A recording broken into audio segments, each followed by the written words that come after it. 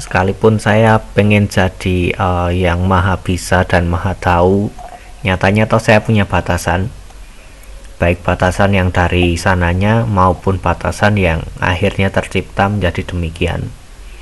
Saya cuman berharap cukup tahu diri di sini.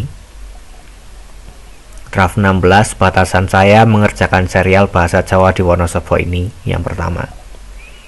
Patokan yang kita pakai kali ini adalah kriteria penentuan narasumber. Itu ada di buku pedoman pemetaan bahasa bikinan tim pemetaan bahasa tahun 2018. Ada 8 kriteria yang harus terpenuhi buat menentukan suatu narasumber di penelitian akademik. Kalau non akademik kelihatannya nggak terpenuhi pun nggak apa-apa.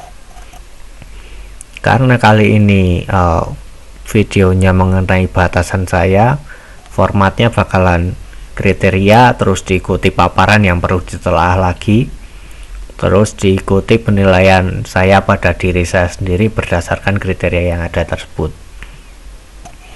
Kriteria yang pertama, informan dewasa sekitar 20-60 tahun. Pertimbangan usia tersebut adalah kedewasaan. Saya pikir bukan semata-mata usianya segitu ya, tapi kedewasaan di yang kira-kira ada di umur segitu. Pola pikir yang udah matang, udah cukup memahami peri kehidupan dasar, belum kelewat renta yang mungkin mempengaruhi bicaranya atau pikirannya. Umumnya pola dan cara bicaranya juga udah nggak berubah lagi. Buat kriteria yang pertama ini saya masih masuk kriteria, masih 30-an. Terus kriteria yang kedua, informan maupun suami atau istrinya dan orang tuanya lahir di daerah penelitian itu. Nggak lain dan nggak bukan, peneliti mencari narasumber senatif mungkin dan seterisolasi mungkin dari pihak luar. Intinya paparan asing seminimal mungkin lah. Di kriteria ini saya lahir di Wonosobo, tapi kedua orang tua saya tidak, jadi saya nggak memenuhi syarat. Kriteria 3, pendidikan relatif rendah. Kita secara komunal sebagai Indonesia menerapkan sekolah dengan pengajaran yang sama secara nasional. Itu udah pasti mutlak bakalan berpengaruh terhadap bahasanya juga. Dan umumnya makin tinggi pendidikan, materi dan bahasa yang diserap juga makin beragam. Kecuali kita punya suatu pendidikan yang diselenggarakan secara lokal, yang cuma ada di kebudayaan tersebut doang, di komunitas itu doang, masyarakat itu doang. Poin ini mungkin bisa dipertimbangkan dengan cara lain. Buat kriteria 3, saya ikut wajib belajar 12 tahun, masih ditambah S1. Ya, saya tergolong makhluk di Menara Gading yang kelihatan berdebu itu, kawan-kawan. Saya nggak memenuhi syarat untuk ini. Kriteria 4, status informan menengah ke bawah dengan harapan mobilitas rendah. Saya nggak benar-benar memahami apa hubungan status sosial dengan perihal bahasa ini sih. Dugaan saya status sosial menengah atau bawah bakalan lebih fokus ke kerjaan dan lingkungan yang itu-itu aja, di situ aja, dan nggak punya cukup waktu luang buat kesana kemari. Dan karena itu lanjutannya tertulis mobilitas rendah. Di sorting 4, dalam hal ini saya nggak benar-benar tahu status sosial saya, tapi kemungkinan menengah. Saya akan mengaku sebagai orang yang terpaku sepanjang waktu pada layar. Dan dengan demikian bukankah mobilitas saya secara fisik rendah, tapi mobilitas digitalnya tinggi. Kriteria 5, informan diutamakan buruh tani atau nelayan. Buruh tani dan nelayan adalah profesi mendasar yang terdapat dalam suatu kebudayaan. Dengan demikian, pengetahuan turun-temurun mengenai lingkungannya itu mutlak diperlukan. Selain ada kemungkinan mobilitas dan persinggungan dengan pihak luar yang terhitung rendah, soalnya dia bakalan terus menggarap lahan, terus mencari ikan, sementara penjualan dan distribusinya bakalan ditangani oleh distributor, tengkulak, dan semacamnya. Buat kriteria kelima, pengangguran nggak masuk kriteria ini kan ya.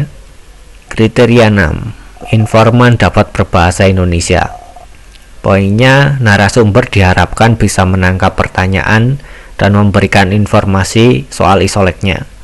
Dan karena konteksnya di Indonesia, maka tertulis dapat berbahasa Indonesia.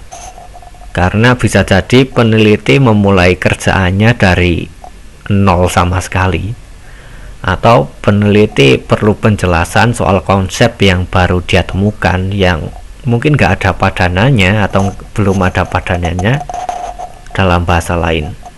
Kriteria keenam, sebagai warga negara yang diharapkan menguasai bahasa nasional, saya memenuhi kriteria tersebut.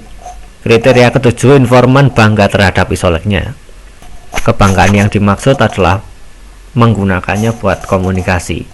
Saya kira hal ini bakalan termasuk tidak beralih isolek saat menghadapi lawan bicara yang berlainan isolek. Tapi mengingat kebudayaan Jawa nggak egaliter dan mengingat kesejarahan wilayah Wonosobo sebagai wilayah subordinat, perihal ini mungkin bakalan menyulitkan buat peneliti dapat data yang benar-benar tepat. Untungnya dalam suatu penelitian, informan minimal ada 3 orang, jadi bisa dikomparasi satu sama lain. Dalam hal ini, contoh yang mungkin bisa diangkat adalah orang Wonosobo yang kalau bicara dengan orang Jogja misalnya bakal mengganti pronominanya dengan aku, nggak lagi pakai nyong.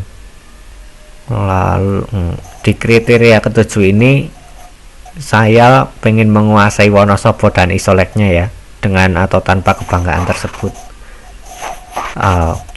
Kemungkinan besar saya nggak memenuhi kriteria ini. Kriteria ke-8, informan sehat rohani dan jasmani, tidak cacat alat bicaranya. Poin utama dari sehat rohani adalah dapat menangkap dan memberi timbal balik informasi dan tidak ngawur. Sementara sehat jasmani yang mana dibatasi oleh keterangan tidak cacat alat bicaranya, poin utamanya adalah karena penelitian kebahasaan pertama-tama bakalan fokus ke ragam lisan. Jadi orang bisu dan tuli tidak dapat jadi narasumber, orang dengan bibir sumbing kemungkinan juga nggak bisa, orang cadel juga nggak bisa, gingsul atau ompong saya nggak tahu. Sortiran ke-8, poin sehat rohani saya nggak pernah periksa sih, jadi saya nggak benar-benar tahu apakah saya sehat atau enggak. Terus poin sehat jasmani saya gingsul, lebih baik saya mengaku nggak memenuhi kriteria ini. Nah, itu kriteria dan pengamatan diri saya.